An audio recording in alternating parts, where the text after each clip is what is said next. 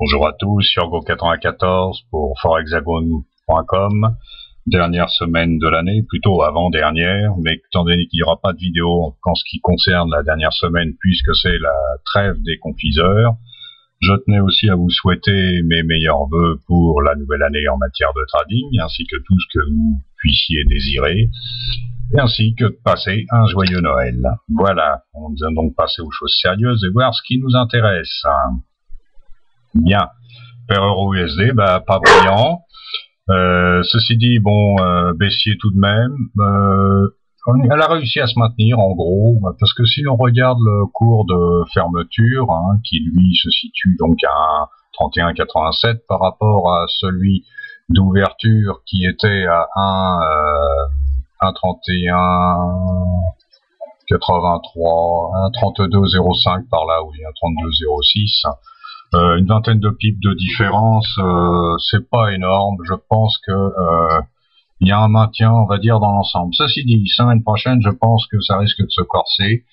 La baisse va très certainement est confirmée, de toute façon depuis plusieurs jours, mais il risque de s'accélérer quand même. On va passer sous MACD, voilà.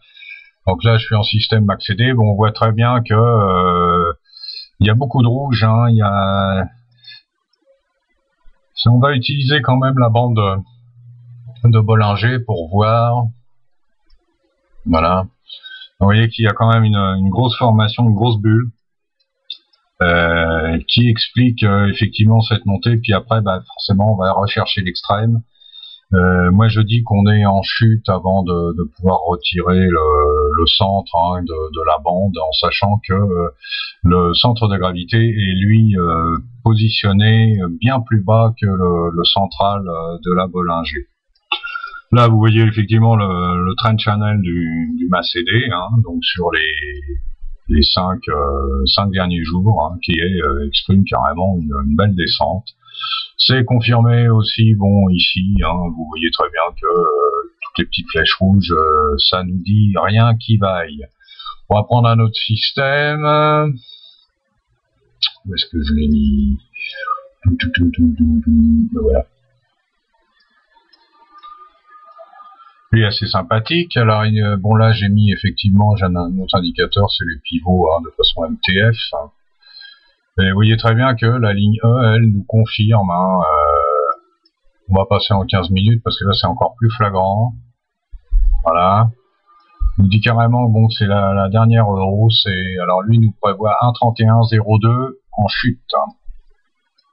C'est quand même pas mal, 80 pips.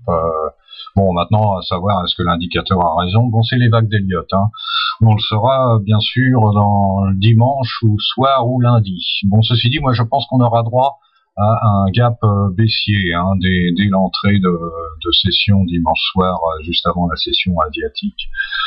On va voir notre ami le dollar australien. Bon, on va se mettre en H1. Vous voyez que bon, il a à peu près le comportement similaire, sauf que lui se maintient quand même face au dollar américain. On le voit sur les 2 derniers jours. Il reste un peu coincé toujours dans la même zone. Ceci dit, bon, dans le même cas, avec un centre de gravité qui descend. En daily, pareil, similitude, une grande similitude avec l'euro. Vous voyez, bon, lui, il en est pas loin, mais à mon avis, il va très certainement aussi aller chercher le centre de gravité ici. Il y a de fortes chances aussi qu'il soit baissier. On constatera, bon, en plus qu'on a quand même en H1 un RSI qui est à 37. En daily, il doit être bon un poil plus haut, c'est vers les 40, 41, je pense. La surprise, c'est le gold, qui lui, en H1, reste aussi coincé dans une zone assez maintenue, entre 1366 et 1375, donc peu de variations. Ceci dit, bon, le centre de gravité en H1 s'incurve vers le haut. Bon, en daily, c'est pas du tout la même chose, puisqu'on voit bien qu'il y a quand même une faiblesse au niveau des hausses. Vous voyez là, on sent très bien qu'il est freiné, il est plus aussi oblique qu'avant. Donc on surveillera quand même aussi le gold avec peut-être des petites variations hautes ou basses, mais à mon avis rien de bien terrible, des variations entre au maximum, je pense, 1,37,90, 1,37,95 pour les plus hauts et 1,37,60 pour les plus bas. Voilà, donc l'euro pour moi un retour très certainement sur, vous avez vu que sur le MACD, là nous avons si je repasse en MACD, on a quand même une zone de support juste en dessous les 1,31,87. On va voir ça tout de suite. Voilà. Donc ici vous avez quand même un support qui a l'air d'être assez important, puisque c'est lui qui a tenu en fait l'euro USD vendredi. On s'est raccroché au support pour remonter. Voilà, là on le voit bien, vous voyez en H1 c'est toujours le même, et bien sûr grosse résistance en haut ici en bleu, donc sur une base de 1,34,25. Donc moi lundi on est baissier, on se méfiera toujours, comme je vous dis, session asiatique, c'est pas la peine, puis la nuit c'est fait pour dormir pour nous.